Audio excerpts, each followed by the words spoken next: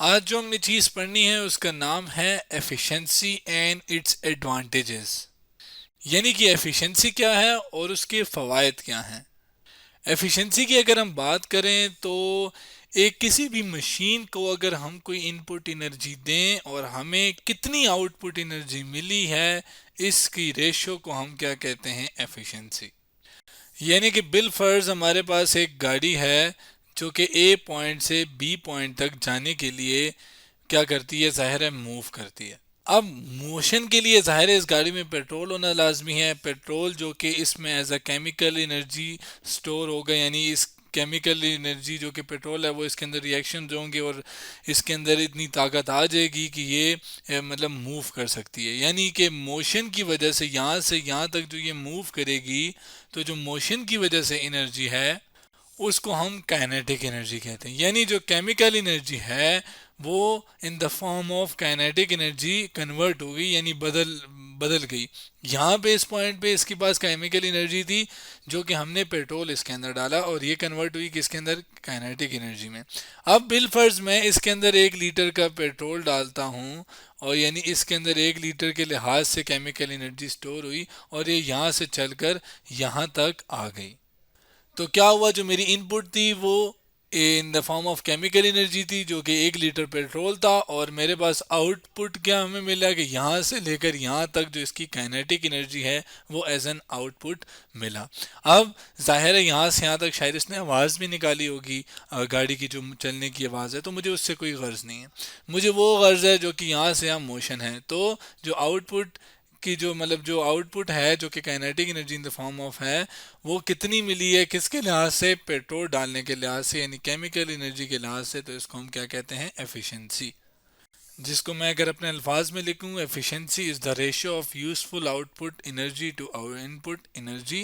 यानी out input के लिहाज से आउटपुट एनर्जी कितनी है यूजफुल।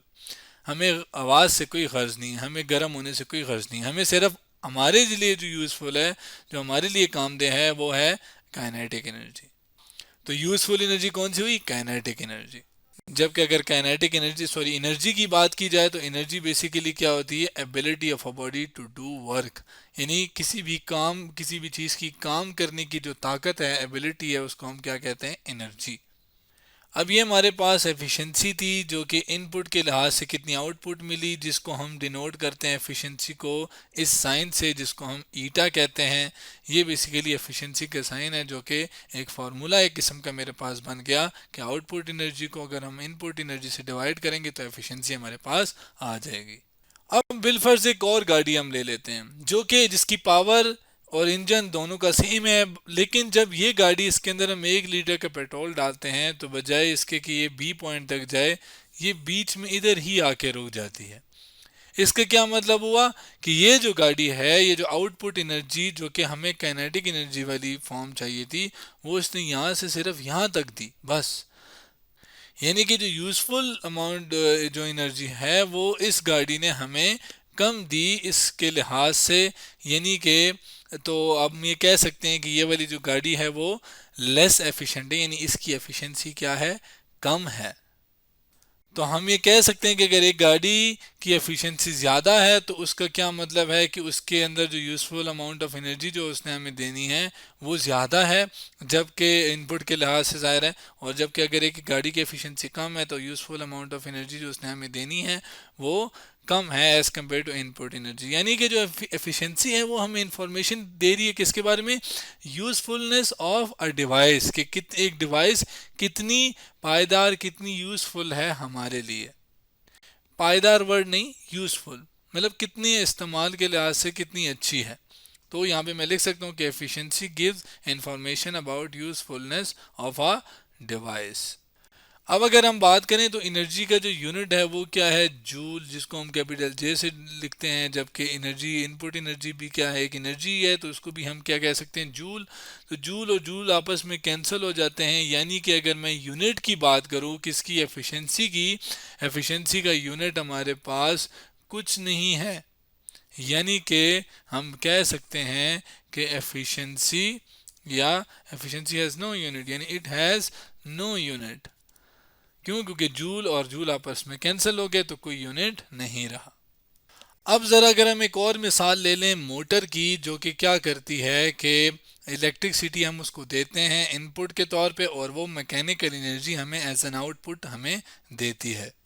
मतलब ये कि जो बिजली हम देते हैं, लेट से हम अगर इनको इस मोटर को बिल्डिंग के शुरू यहाँ पे नीचे लगाते हैं, लेट से यहाँ पे हमने कहीं लगाई हुई है, ये क्या करती है कि ये पानी को ऊपर की तरफ लेकर जाके टैंकी के अंदर भरती है। अब ये जो पानी को ऊपर लेकर जाना, मूव करवाना, जिसको हमने काइनेटिक एनर्जी बोला था, जिसको अगर मैं यहाँ पे शॉर्ट फॉर्म में लिखूँ तो के ई, तो ये काइनेटिक एनर्जी है। अब जब यहाँ पे पानी आ जाएगा टैंकी के अंदर, तो जाहिर है पानी के पास एक एनर्जी होगी इस पोजीशन में। तो जो पोजीशन की वजह से जो एनर्जी होती है उसको हम कहते हैं पोटेंशियल एनर्जी, जिसको मैं शॉर्ट फॉर्म में पी डॉट ई लिख रहा हूँ। अब ये जो काइनेटिक एनर्जी और पोटेंशियल एनर्जी है, इनको हम बेसिकली क्या कहते हैं, मैकेनिकल एनर्जी, जो कि हमें आउटपुट की फॉर्म में मिल रही है। किस वजह से? इस मोटर से। मतलब ये कि इसको मैं बिजली दे रहा हूँ और ये हमें क्या कर रहा है, ये पानी को ऊपर पहुंचा रहा है। अब जाहिर है जब ये मोटर चलेगी तो ये आवाज़ भी निकालेगी, जो कि साउंड एनर्जी की फॉर्म में है। जाहिर है ये मोटर जब चलेगी तो ये गर्म भी होगी, यानी हीट भी निकलेगी, हीट एनर्जी की फॉर्म में भी आएगी। अब ये दो एनर्जी भी तो हैं हमारे पास, ये दो टाइप ऑफ एनर्जी भी तो हैं, लेकिन हमें इससे कोई गर्ज नहीं है। हमें गर्ज है तो इन दोनों से है कि भाई ये कितना हाइट के ऊपर लेकर जा रही है और जाहिर है कितनी तेज़ लेकर जा रही है। तो हमें मैकेनिकल एनर्जी से गर्ज है, हमें साउंड और हीट से कोई गर्ज नहीं है। तो हमारे लिए जो यूज़फुल एनर्जी हुई वो मैकेनिकल एनर्जी हुई, जो कि एज एन आउटपुट हमें मिलेगी, ना कि साउंड और हीट। तो बिल फर्ज मैं इसको इस मतलब मोटर को एक एनर्जी दे रहा हूँ, लेट से मैं दे रहा हूँ उसको 10 जूल की एनर्जी, जो कि इन द फॉर्म ऑफ बिजली, मतलब बिजली की फॉर्म में मैं इसको दे रहा हूँ। तो जब ये एनर्जी मैं इसको दे रहा हूँ, इस एनर्जी से ये जो मैकेनिकल एनर्जी मुझे हासिल हो रही है, लेट से बिल फर्ज वो मेरे पास हो रही है 8 जूल। अब इसका क्या मतलब हुआ कि इसने 10 जूल जो इसको मैंने एनर्जी दी थी, उसने 8 जूल इसने मेरे काम के लिए, मेरे जो यूज़फुल है उसके लिए इसने दे दी। बाकी जो दो रह गई ना 10 में से, वो साउंड और हीट में इसने ले ली। अब मुझे तो ये दोनों नहीं चाहिए, तो मेरे लिहाज से तो ये दोनों क्या हो गई, ज़ाया हो गई। तो अगर मैं एफिशिएंसी निकालूं इस मोटर की, ये जो मैंने वैल्यूज़ दी हैं, तो मैंने इसको कितनी एनर्जी दी है, हमने 10 जूल एनर्जी दी जो कि इनपुट है, जो कि आउटपुट हमें कितनी मिली, 8 जूल, जो कि यूज़फुल है। साउंड और हीट में वाली जो है हमें नहीं चाहिए। तो 8 डिवाइडेड बाई 10 अगर हम करें, वो बनता है 8 डिवाइडेड बाई 10 बनता है कितना, यहाँ पे मैं चलें दोबारा कर लेता हूँ, 8 डिवाइडेड बाई 10, तो ये कितना बनता है, 0.8। यानी कि इस जो मोटर है इसकी एफिशिएंसी कितनी है, 0.8। अब ये 0.8 जो है ना, ये थोड़ा समझना मुश्किल है इसको। मतलब इसको समझने के लिए हम क्या करते हैं, हम इस पूरी एफिशिएंसी को 100 से मल्टीप्लाई करते हैं। यानी मैं क्या कर रहा हूँ, 100 को इधर मल्टीप्लाई कर रहा हूँ और जाहिर है फिर इधर भी मुझे मल्टीप्लाई करना पड़ेगा। अब जब मैंने 100 से मल्टीप्लाई किया तो ये बेसिकली मैंने कन्वर्ट कर लिया इस एफिशिएंसी को परसेंटेज एफिशिएंसी में। अब परसेंटेज एफिशिएंसी का क्या है कि जब 0.8 100 से मल्टीप्लाई होगा तो ये 80% आ जाएगा। अब सारे परसेंट आ गया तो यहाँ पे 80 और 7% साइन। अब 80% का क्या मतलब है कि जो मैंने एनर्जी इस मोटर को दी, इसने उसका 80% मुझे मेरी आउटपुट में दे दिया, जबकि बकाया जो है इसने मेरे लिहाज से ज़ाया कर दी। ज़ाया तो नहीं हुई, वो असल में दूसरी फॉर्म ऑफ एनर्जी जैसे कि साउंड और हीट में कन्वर्ट हुई, लेकिन मुझे तो मेरे इस्तेमाल में तो नहीं आई। तो मेरे लिहाज से ये जो मोटर है ये 80% इसकी एफिशिएंसी है। अब अगर आपसे कोई कहे कि एक मोटर है और उसकी जो एफिशिएंसी है वो है 90%, इसका क्या मतलब हुआ कि जितनी भी आप एनर्जी दोगे उसको, उसका 90% वो आपको आपके काम में दे रही है, जबकि जो 10% है वो आपके लिहाज से वो ज़ाया कर रही है। हाँ, वो ज़ाया तो नहीं होती एनर्जी कभी भी। हाँ, ये हो सकता है कि वो एनर्जी जो आप दे रहे हैं वो इन द फॉर्म ऑफ किसी और एनर्जी के वो कन्वर्ट हो जाती है।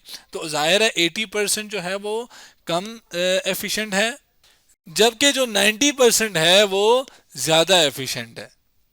यानी मैं अगर अपने अल्फाज में लिखूं कि more efficient mean less energy loss, जबकि less efficient mean more energy loss.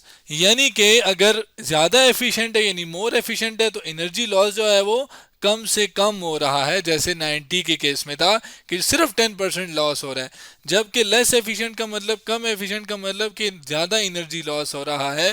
जैसे 80 में जो है एफिशिएंसी कम है ना ए 90 के लिहाज से, तो जो लॉस है, एनर्जी लॉस है, वो कितना हो रहा है 20%, जो कि साउंड और हीट की फॉर्म में कन्वर्ट हो रही है मेरी इनपुट एनर्जी।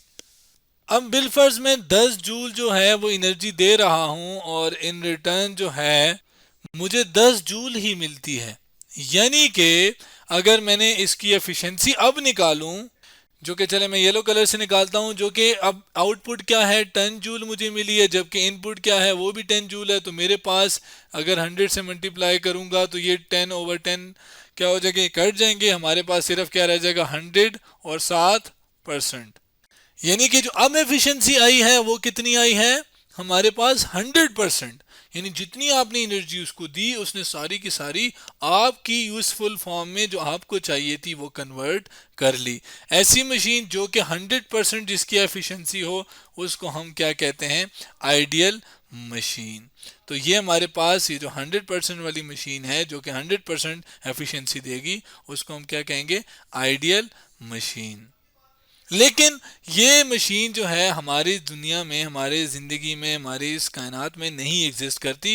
ये सिर्फ हम कागज़ी तौर पर लिखते हैं। असल में एनर्जी जो है या तो साउंड या हीट किसी और फॉर्म में कन्वर्ट ज़रूर होती है। तो इस वजह से हमें सारी की सारी जो है टोटल एनर्जी जो है वो यूज़फुल में नहीं मिल सकती। इस वजह से जो हमारे पास एनर्जी है वो कभी भी किसी मशीन की जो एफिशिएंसी है वो 100% नहीं होती। हाँ, हम कोशिश करते हैं कि एफिशिएंसी ज़्यादा से ज़्यादा हमें मिले, जिसकी वजह से हमारे पास जो हो हम आउटपुट हमें अच्छी से अच्छी मिले।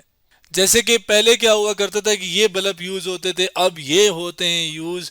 इसमें क्या होता था कि जब हम इनपुट एनर्जी देते थे तो ये बल्ब ज़्यादा गर्म होता था, जबकि ये इतना गर्म नहीं होता। इसको हम हाथ लगाते थे तो ये काफ़ी गर्म होता था। अब जब ये गर्म है तो यानी हीट एनर्जी जो है इसके पास है, और जाहिर है लेकिन हमें तो हीट एनर्जी से कोई ताल्लुक नहीं है। हमें क्या चीज़ चाहिए, हमें तो इसकी रोशनी चाहिए कि ये हमें कमरा या जो कोई जगह रोशन करके दे। तो हमें तो लाइट एनर्जी चाहिए, हमें लाइट एनर्जी से गर्ज है, ना कि हीट एनर्जी से।